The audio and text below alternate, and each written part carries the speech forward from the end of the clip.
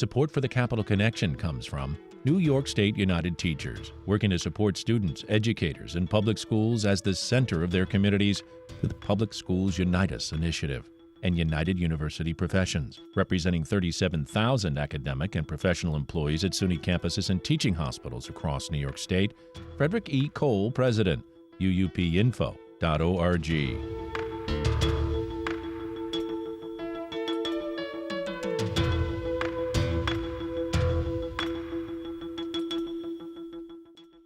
It's the Capital Connection. Hi, I'm David Guistina. Joining us this week, she's back. New York State Assembly Majority Leader Crystal Peoples-Stokes. She's a Democrat and serves Buffalo's 141st Assembly District. Welcome back, Majority Leader Crystal Peoples-Stokes. Well, thank you, David. What a pleasure to be here. Thank you so much for having me. Well, it's always a pleasure to have you. Your candor is so much appreciated. You're willing to talk about the issues, get down in there, and you're very thoughtful. So I want to start with an issue that requires a great deal of thought, especially on the federal level, but certainly on the state level, and the governor seems to be doing just that. We're learning that when it comes to migrants, asylum seekers in New York, that the governor has approved temporary government jobs. Governor Hochul eyeing 4,000 entry-level posts that are currently unfilled within state agencies. That memo was obtained by New York One. Jobs won't be limited to just migrants, and officials are billing it as a win-win. Hochul says there's around 40,000 open positions, according to submissions by private businesses to the State Department of Labor. Playing a little bit of a devil's advocate, I can tell you I've already heard from someone on the other side of the aisle this morning that this is a terrible idea, and what could go wrong was what I heard. Well, I imagine when you're in opposition, you always have to come up with a reason why things should not be done. But, the fact of the matter is these people are here. If they're capable of working and there are jobs that are available, they should be employed. When they're employed, then we won't not be in a position where we would have to support them with government services. So I think it's a win-win. We're probably at our lowest unemployment rate in decades, not just in New York State, but nationally. So clearly some things are going right in terms of the average citizen's opportunity to be employed. And if there are still openings that need to be filled, and the business community is well aware of this, it's like the apples are meeting the apples. Let's make this happen. Well, the governor, to your point, says that she's hearing from all over the state. Hey, I need workers over here to do this. Send me some of those migrants. Well, I recently read an article. I'm not sure where I read it at, David, but I want to say it was either I think it was in Forbes or some sort of business newsletter. And it was basically saying that we used to think that China imported most goods to America. Now, in fact, it's not China. It's Mexico, then China, then Canada, where we're getting most of our products from. And so if we work towards flipping that around, that we won't have to import so many things, then perhaps we won't need migrants to do jobs that we cannot find other people to do. But right now, we're still importing much of what we need, and somebody has to do the work. And so I'm clear that there's always going to be opposition, and quite honestly, we live in a country where, everybody has a right to speak.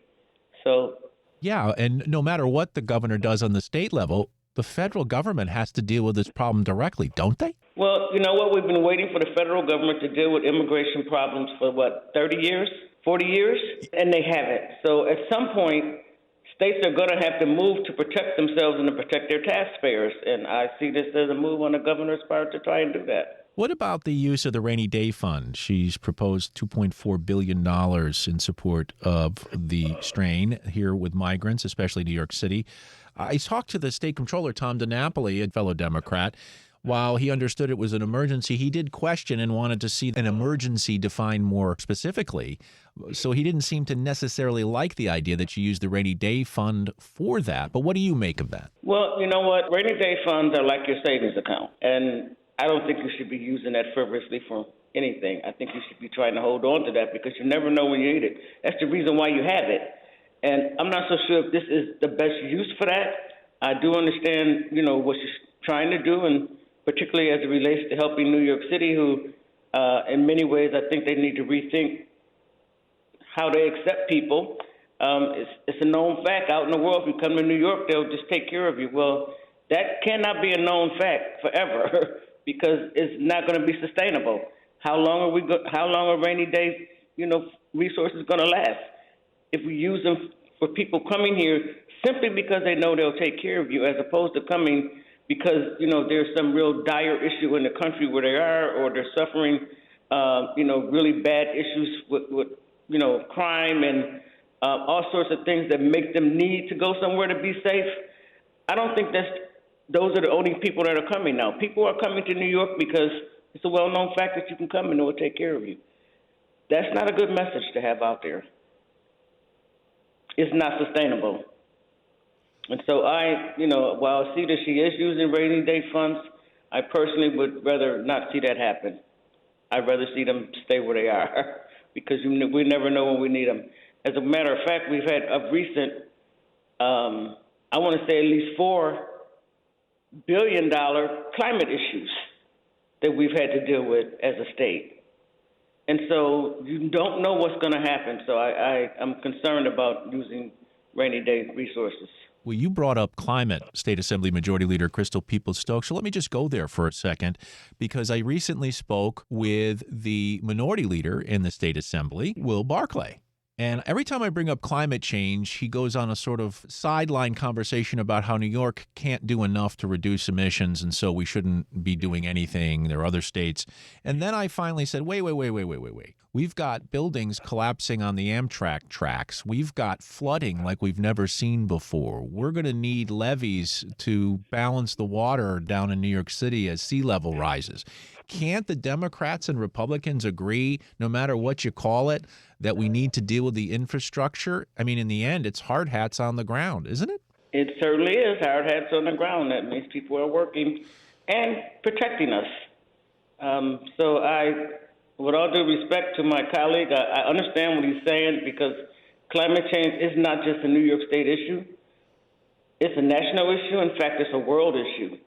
But at the same time, our duty is to protect New Yorkers. That's what we're here for.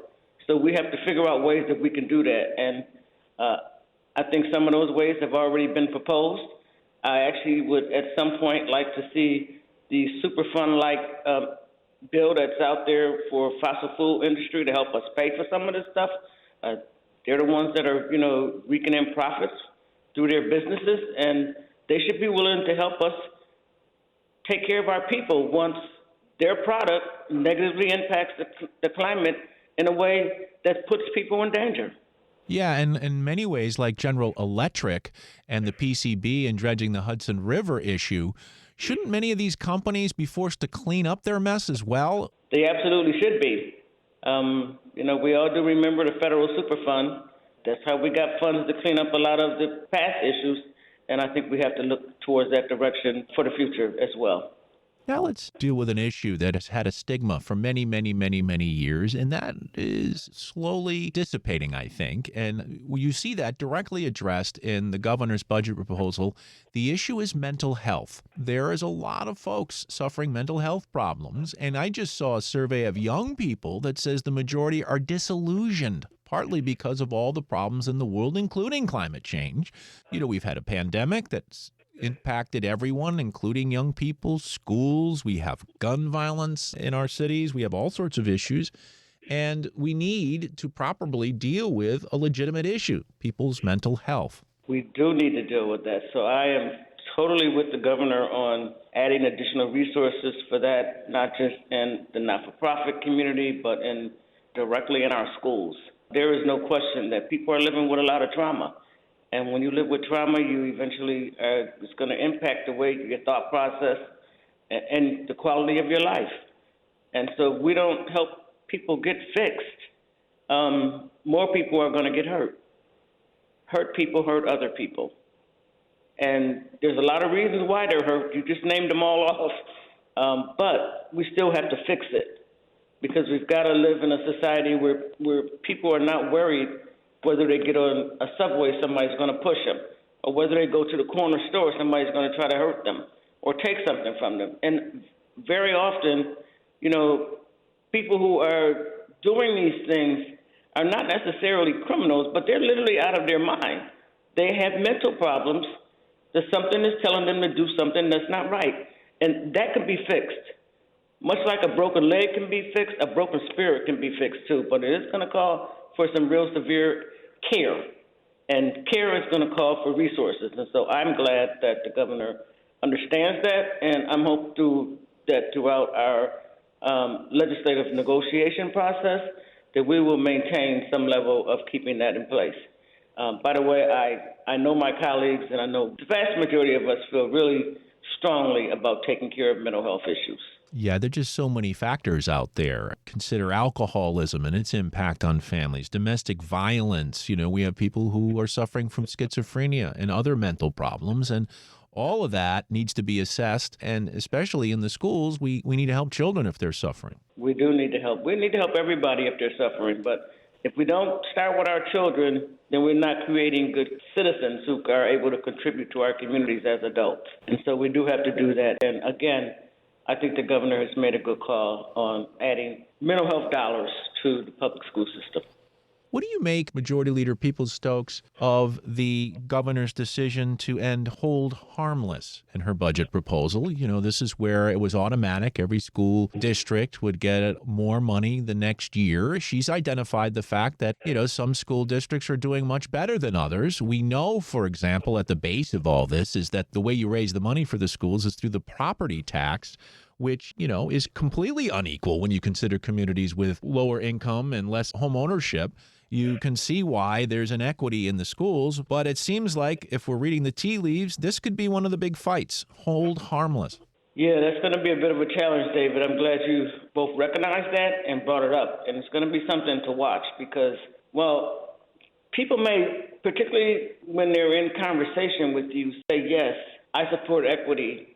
Everybody should get the same thing or the same opportunity. But when it comes down to it, how you spend the resources, that conversation may change because people will be like, oh, I can't lose anything in my district. But, if you look at the scores that are coming out of some of our public school systems, clearly there is a need to do more where children are doing the worst at. And how can you do more for them if you have to give the districts that are doing very well either the same amount that they already had or more? How do you ever get to equity? It's not like, excuse me, Majority Leader, it's not like you can't follow that money. You know how much the tax base is. You can find those dollars and see where the richer districts are, like a Long Island versus a Harlem district or a Brooklyn district. Yeah, it's easy to see that, but what's difficult is to change that dynamic. That's right. Difficult because people are not going to want to lose anything. Even though their schools, their children, and their communities are doing well, it's not like they're going to care about East Brooklyn when their districts are doing well. They may say they do, but when it comes time to sharing the resources, that conversation changes.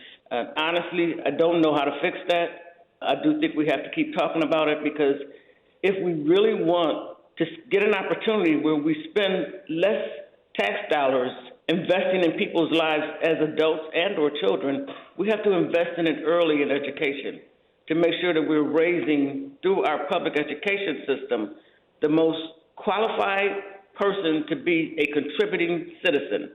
In order to do that, you really have to be able to know how to think, and you have to be able to know how to discern, and you have to learn how where you're going to be comfortable working at to take care of yourself. All of these things, they build character, but it's also academics.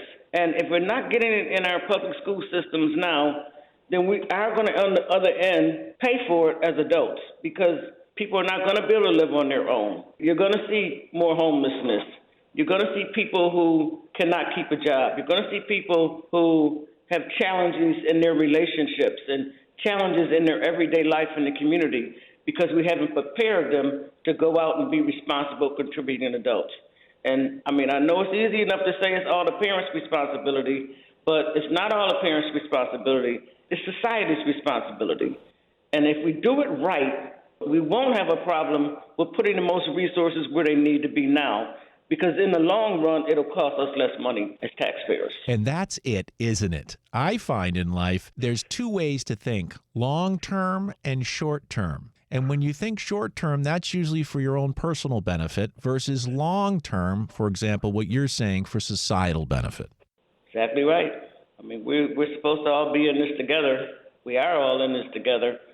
But very often we're way too divided. to get the best result. Well, I'm going to ask you this about education, and I'm going to say, are we focusing on the wrong thing? For example, hold harmless, when we shouldn't be funding the schools at all through the property tax. Rather, why don't we fund the schools out of the general fund? Well, that's a longer conversation, and it's going to call for some really kind of in-depth planning, strategic planning. And honestly, David, if I'm honest and fair, I don't know that the state education department has the capacity to come up with a strategy to figure out how do we fund all education out of the general fund, which, because they are the educators, you would want to lean on them for that responsibility. I'm not so sure that's possible. Okay, well, let's go to an area that the governor has been trying since the last session. She wasn't able to get it through, but that's housing and affordable housing in the state. She's coming at it again this session. What do you think? Will we be able to see some movement here? People need an affordable place to live. Well, I hope so, because people do need an affordable place to live. I think that the governor failed the last time is because she wanted to somehow have state make zoning decisions for local governments, and I don't think that went over well. As a matter of fact, it doesn't bode well for me. I think, local governments should have the ability to decide what their zoning rules and laws are. But I also think that, somehow we have to control the market on the increasing cost of rent. It's going up way too fast, and I don't know how you necessarily control the market without putting more of the product in the marketplace. And so that is actually building new housing, and we have to build new housing. So this idea of just straight building on government land, I can support that. But sometimes government land is not always on a transit-oriented site location. So you could build all this affordable housing, then how would people get to work if it's not, in an area that has the availability of transportation? So there's a lot of things to be worked out here, but that's a problem that has to be solved. And I don't think we could pass another budget without meeting the needs of affordable housing. Well, and isn't there something that underlines all of this? I'll present it this way to you, Assembly Majority Leader Peoples-Stokes, that the minimum wage has just gone up this year. We've seen an uptick in that. And yet still so many people trying to live off a minimum wage who have children or trying to take care of a family, 1, 2, 3 jobs, and still it's not enough to comfortably afford anything. Well, there are a lot of people who don't, and there are a lot of other states who make a lot less, but the cost of living is not as high in those states either. So somehow we're going to have to balance what people can afford to pay for housing. Not everyone is interested in being a homeowner. Some people don't mind being a renter. But I think renting should be affordable, but you should also have an opportunity, particularly if we're talking about, buildings that are developed by wealthy developers who for the next 40 years will be making a profit from this rent. It seems like there should be some sort of equitable way that the people who live there that are good tenants and pay on time, take care of the property, they should have some benefits there as well other than just a place to live. So I don't know how that looks in terms of them being able to get some equity out of a place that they've lived in for 30 years. But I think these are the kind of things that we need to help at some point marry each other. So there's not just developers that are reaping the benefits of new developments, but it's also the people who live there. Yeah, and then what about the people who leave the state? We get a lot of criticism from the Republican side of the aisle in the state legislature that the Democrats are responsible for, quote, out-migration. The costs and fees and taxes are so high in New York State, you're forcing businesses to leave. Even on the lower end of the spectrum, some people can't afford, so they leave to other places. I mean, do they have a valid argument? Well, I think they have an argument if they want to talk weather. I mean, I think people leave for better weather, clearly. I mean, I personally know quite a few people who have. And by the way, if we get another winter like we had in 22, I might be leaving for better weather. But, I mean, I know people who have moved and came back because they couldn't get services for their autistic children. So, I'm just not going to say that people leave for that reason. I do know for a fact, though, that some black people will move to other states because it's easier to be in business than it is here in New York State. Really? So, How come? How come, Crystal Peoples-Stokes? How come they say that? Well, they said that because it's so challenging to get through the Empire State Development process for getting an MWBE certification. In some places, you don't need MWBE certification to be in business. You have a good business idea, you get your business up and going, you run and you go. There are more black people that have businesses in Texas than there are in New York. Is there any effort to change those rules? We've been trying. We've been trying. I hope to have a conversation with the superintendent or the commissioner. Hope sometime soon just to talk a little bit more about it. I know my colleague Rodney Bichard has been looking at some issues around that. But I have people, who live in my district that have been trying to get certified for 2 years and they're still not certified yet. So in order to be in business, you need to be certified in New York State, particularly as it relates to the development community, and you can't get certified, then maybe you go somewhere where you don't need certification and run your business. And people do that. So I wouldn't say that it's all just as it's outlined by my colleagues on the other side of the aisle. There are numerous issues why people leave. Families are in other places. They're retired. They don't want to have to cut the grass anymore, so they move somewhere where somebody else will cut the grass. So they don't want to have to shove. There's a lot of reasons why people move. But in fact, if you look at the numbers of people who are starting small businesses in New York, that has increased. So maybe some larger businesses have moved on, but there are other businesses that are being set up. So I don't agree with their argument at all. And by the way, I'm not the person that says we should tax everybody all the time. I think at some point we need to look at how do we figure out how to provide services in this government without consistently increasing taxes. Right, and look for efficiencies. I know the state comptroller, Tom DiNapoli, said he sent out report after report about how to work efficiencies into the cost of Medicaid, and that none of those suggestions ever get acted upon. Well, I'm really a little disappointed in myself. I'll have to go backwards and look at what he suggests those efficiencies are, because we do need to figure out how to control that cost. That's great. Well, listen, you have been at the forefront of legalized cannabis in the state. We've talked about over and over again, you and I, the slow rollout. Your understanding it takes a while to get going. Then we had lawsuits. Now we're seeing the shops being set up. But now another lawsuit. NY cannabis firm claims white male owners faced racial and gender discrimination. And there's a lawsuit that their white male applicants were discriminated against based on race and gender. But the whole point was to give those who had been hurt by the laws in the beginning this equity portion to get the crack at the first licenses. Give us a sense of what's happening with the industry now and your reaction to this suit. Well, my first reaction to the suit is there are at least 3 white-owned legal dispensaries in the Western New York community. At least 3. So, I don't know, maybe we should talk to these gentlemen about have they been discriminated against. They have not been discriminated against. They met the criteria to be a card licensee, and now they're licensed in their business, and they're doing very well. So I think that lawsuit is frivolous, and to use a quote that was mentioned in an article in the Buffalo News by Damian Fagan, who is actually the Chief Equity Officer for the Office of Cannabis Management, his quote was, "The challenging social equity is an American tradition." And it is. It's an American tradition. Social equity and some sort of equalization for black people and people of color is always challenged in America. And so this is what we have to go through. It's a part of being American. I think a lot of the former president that's now running to be president again, a lot of his whole agenda is about keeping people in their place, if you will. So I know we got challenges with the cannabis industry. I'm waiting for someone to please explain to me why law enforcement, including district attorneys and everyone else, why they can't do something about these illegal stores that don't have a license to operate.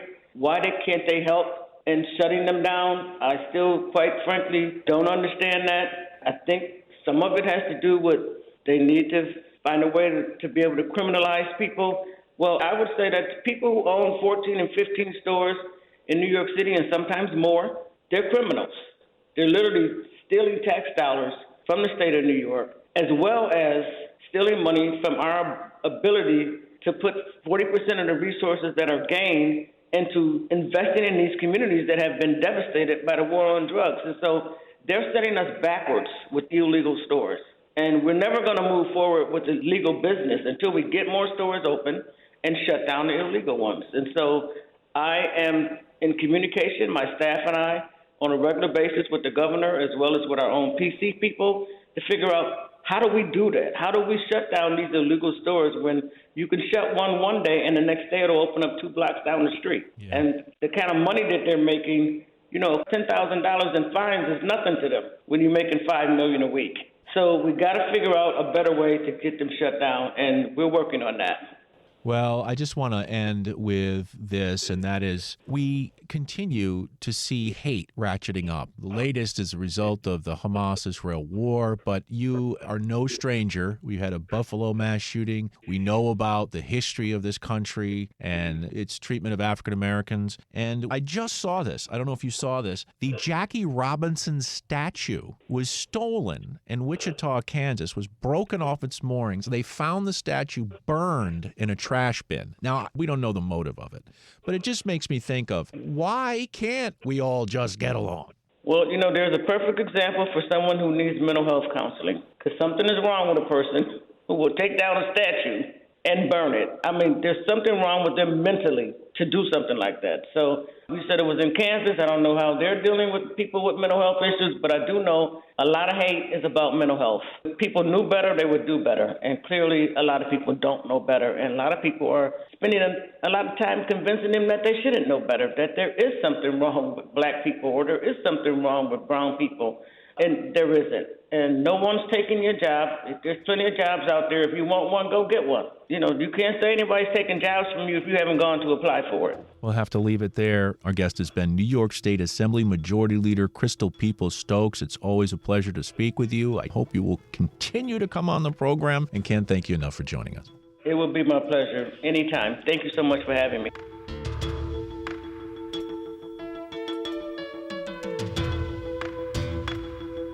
The Capital Connection is a production of WAMC Northeast Public Radio. You can listen to The Capital Connection anytime at WAMCpodcast.org or anywhere you get your podcast. And join us again next week at this same time for another political conversation. For The Capital Connection, I'm David Guistina. Support for the Capital Connection comes from New York State United Teachers, working to support students, educators, and public schools as the center of their communities through the Public Schools Unite Us initiative.